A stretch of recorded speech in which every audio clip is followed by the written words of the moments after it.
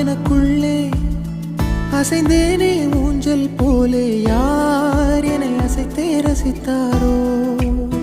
சலிக்காமல் பேரலை மேலே விளையாடும் காகம் போலே யார் என்னை துணிவாய் படைத்தார் சீரும் புலியை பார்த்தே சிரிக்கின்ற சிசுவை போலே கோபங்கள் மறந்து சிரிப்பேனே பதறாமல் பூவிழும் குளத்தின் மேலே உருவாகும் வளையல் போலே நான் வாழ்ந்த அதிர்வை கொடுப்பேனே கதறாமல் வாகா